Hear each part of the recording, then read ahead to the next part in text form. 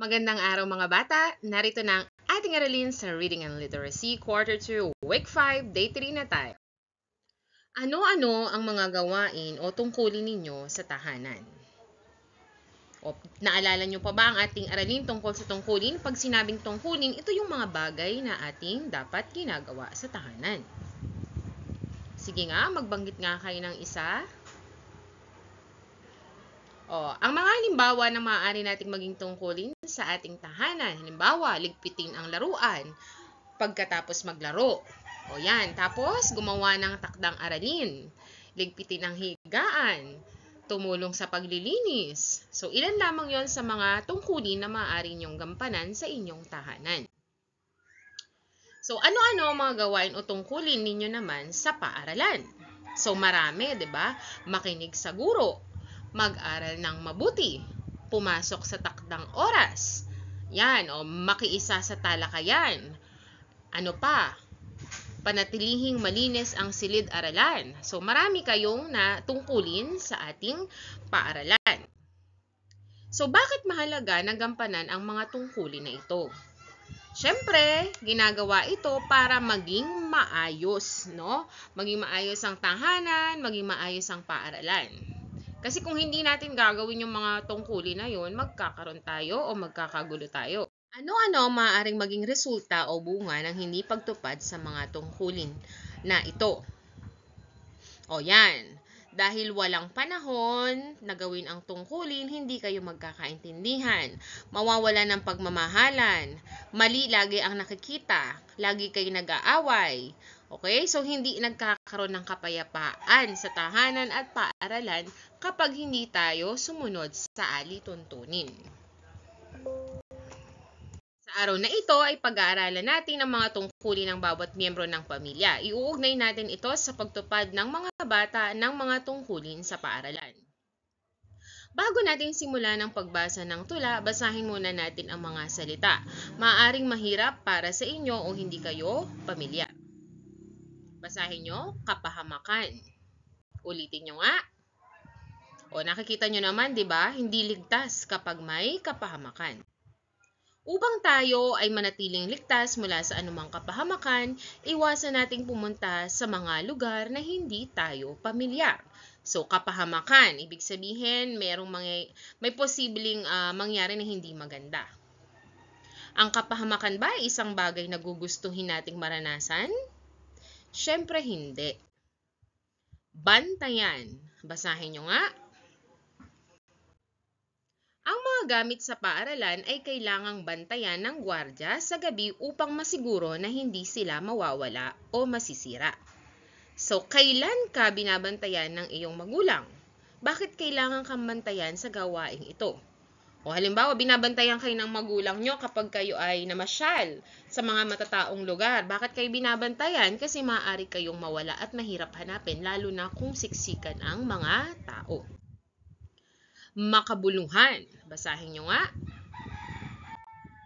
Makabuluhan ang pagtalakay na ginawa ng guro at naunawaan ng mga mag-aaral ang kanilang aralin. So, kapag sinabi nating makabuluhan, maganda. Yun. So, maganda yung nais iparating, no? May magandang patutunguhan yung sinasabi ng guro kapag makabuluhan ang sinasabi.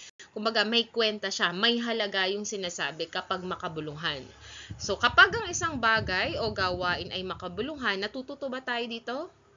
Opo. So, kung may matututunan tayo sa isang sinasabi o sa isang gawain, ito ay makabuluhan.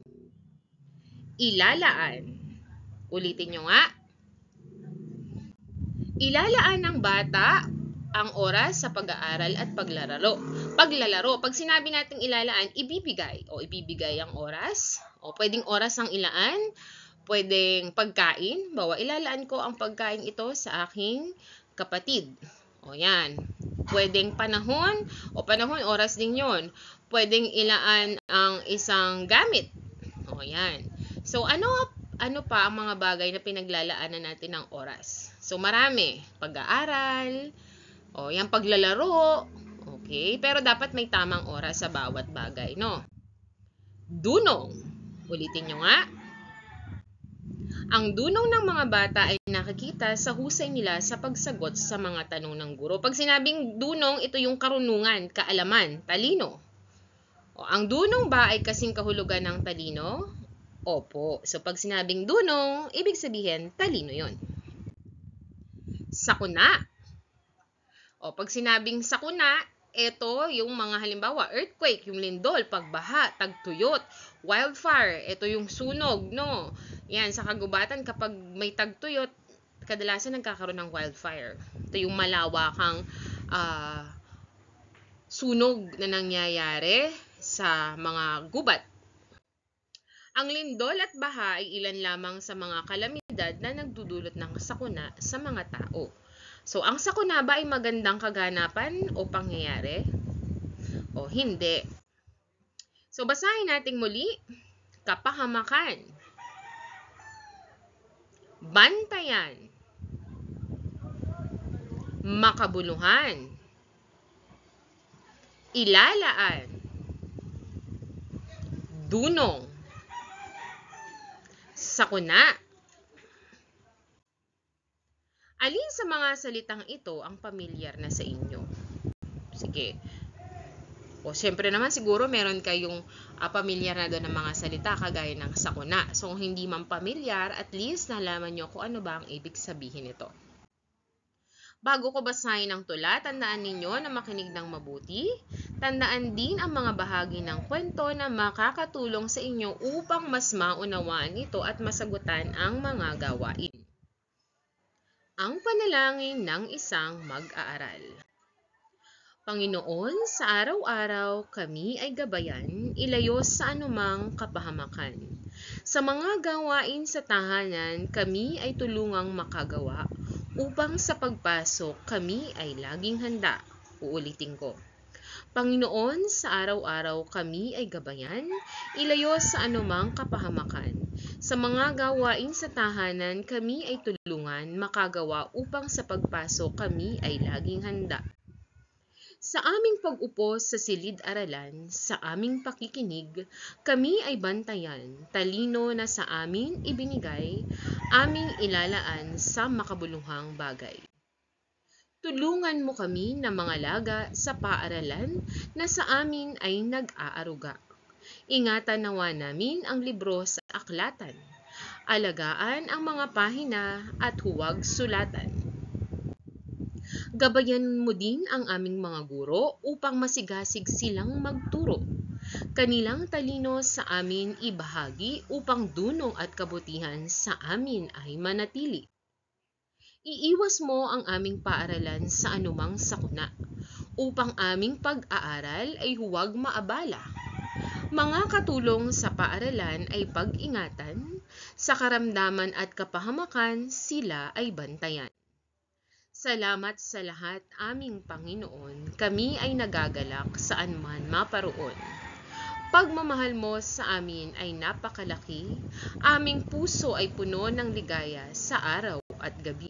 Ngayon mga bata, maaari ninyong balikan yung video para mabasa nyo muli yung tula o yung dasal. Okay? So, tamang-tama kasi itong dasal na to sa mga panahon ng sakuna. No? Pwede nyo itong ipanalangin. Ngayon, paano makakatulong ang mga gawain sa tahanan upang maging handa ang mga bata sa paaralan?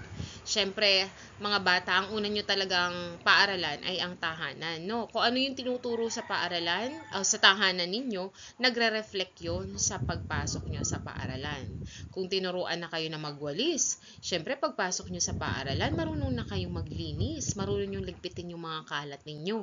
So, dapat hindi kayo nabe-baby sa tahanan para pagdating nyo sa paaralan, independent kayo. Hindi na kayo iyak pag iniwan kayo kasi marunong na kayo. No? Naturuan kayo sa tahanan. Bakit kailangan na ilaan ng bata ang talino sa makabuluhang bagay? Siyempre, dahil masasayang yung talinong ibinigay natin, yung ibinigay sa atin ng Panginoon, kapag yung talino natin, ginamit natin sa hindi maganda. Okay? So, binigyan tayo ng talino, gamitin natin para makagawa ng mabuti, maging mabuti, at makatulong sa pagpapaunlad ng ating sarili at ng ibang tao. Ano ang papel na ginagampanan ng guro sa buhay ng mga mag-aaral? Siyempre, ang guro ang tumutulong sa paghubog, no, sa mga bata sa paaralan. Siyempre, dapat yung paghubog nag-uumpisa yan sa tahanan. Ang guro lamang ay susundan at pag-iigtingin pa ang pag-develop sa mga mag-aaral sa paaralan. Ano ang mangyari kung hindi magagabayan ang mga mag-aaral na maging maingat sa mga gamit sa paaralan? Siyempre, maraming masisirang mga gamit at masasayang yun kasi binabudgetan yun ng gobyerno. So, pag hindi iningatan ang mga gamit sa paaralan, masisira ito, kailangan ulit gumastos ng pera at masasayang. So, ang pag-iingat sa mga gamit sa paaralan ay tanda ng pagmamalasakit at pagmamahal sa paaralan. Ano ang nararamdaman ng bata sa pagmamahal ng Diyos sa kanya at iba pang bata? Siyempre, masaya, di ba? O kapag tayo ay malapit sa Diyos, nararamdaman natin yung pagmamahal niya, kahit may dumating na mga pagsubok, magiging masaya pa rin tayo. Ngayon ay babasahin ko muli ang tula, pagkatapos ay sabihin ninyo ang mensahe na ipinaparating sa bawat taludtod. Okay? So, sa ninyo masasabi, ako na lang. Sa pagsasabi ko ng mensahe, dapat ay unawaan ninyong mabuti ang sinabi ng buong taludtod. Pagkatapos ay sabihin sa sarili nyong pananalita. O maaari nyong sabihin dyan kung ano ang ibig sabihin nito. Ang panalangin ng isang mag-aaral. Panginoon, sa araw-araw kami ay gabayan ilayo sa anumang kapahamakan. Sa mga gawain sa tahanan, kami ay tulungang makagawa upang sa pagpasok kami ay laging handa. So, sinasabi dito na tayo ay kailangan natin ang gabay ng Panginoon araw-araw para tayo malayo sa kapahamakan. At pag tayo laging ginagabayan ng Diyos, natutulungan niya tayo sa mga gawain. Hindi siya yung mismong gagawa. Kumbaga, natutulungan niya tayo mag-isip ng tamang paraan paano natin magagawa ng ayos yung mga ginagawa natin. No? Pati pagpasok sa paaralan. No? Yan, kapag tayo ay laging malapit sa Diyos, naiisip na natin yung mga tamang gawin, kagaya ng iayos ang gamit bago pumasok sa paaralan. So, ready ka nun. Sa aming pag-upo sa silid-aralan, sa aming pakikinig, kami ay bantayan. O dapat bantayan daw tayo kasi maraming posibleng mangyari na hindi maganda kahit tayo nakaupo lang, kahit tayo nakikinig lang. So, kung tayo hihingi ng gabay ng Panginoon, lagi tayong ligtas sa anumang oras. Talino na sa amin ibinigay, aming ilalaan sa makabuluhang bagay. So, yung talino, sabi ko nga kanina, ilalaan lang sa mahalagang bagay. Gamitin sa tama. Tulungan mo kami na mga laga sa paaralan na sa amin ay nag-aruga. So, ang paaralan, yan, tumigil kayo ng maraming taon dyan, huwag kakalimutan at alamin kung paano kayo makakatulong balang araw. No? Ingatan nawa namin ang mga libro sa aklatan at alagaan ang mga pahina at huwag sulatan. Gabayan mo din ang aming mga guro upang masigasig silang magturo. So, maaari nyo rin ipagdasal ang inyong mga guro upang manatili silang masipag sa kanilang pagtuturo. Kanilang talino sa aming ibahagi upang dunong at kabutihan sa amin ay manatili. So, maaari nyo ipagdasal ang mga guro para sa bawat salita na lalabas sa kanilang mga labi, ito ay may makabuluhang ibig sabihin upang maging matagumpay kayong mag-aaral. Iiwas mo ang aming paaralan sa anumang sakuna upang ang aming pag-aaral ay huwag maabala. O yan, so sa mga bagyo, lindol, ayan, ipinapanalangin na maiiwas daw tayo kasi kapag dumating yun, malaking epekto ang magagawa nito sa inyong pag-aaral. Mga katulong sa paaralan ay pag-ingatan sa karamdaman at kapahamakan sila'y bantayan. O yung mga canteen helper, mga janitor, gwardya, panalangin natin sila na sila ay laging ligtas. Salamat sa lahat, aming Panginoon, kami ay nagagalak saan man maparoon. Pagmamahal mo sa amin ay napakalaki, aming puso ay puno ng ligaya sa araw at gabi. So dito nagpasalamat siya sa Panginoon. O yan. So nagagalak ang kanyang puso dahil sa kabutihan ng Diyos. So ngayon isa-isay natin, ano ba yung mga gawain nga sa tahanan na dapat natin gawin o ating tungkulin? Siyempre magligpit ng pinaghigaan, magpunas, magwalis, maghugas ng pinggan, maglampaso, Okay, mamulot ng mga dumi. So, ilan lang yan para maging maayos ang ating tahanan. Siyempre, dapat nating panatilihin namang ang malinis na tahanan kasi nga, ang malinis na tahanan ay pinapanahanan ng Diyos. Okay, ito, pakikinig sa guro o ilan yan sa gawain sa paaralan. Pangangalaga sa paaralan kapag kayo lagi nagwawalis, sinisiguradong maayos ang paligid ng paaralan. Pag-iingat sa mga libro. So, dapat pag tayo ay nagbabasa, siguraduhin natin na hindi ito masisira. At kung may hinaram tayong libro, dapat ito ay ating ibabalik.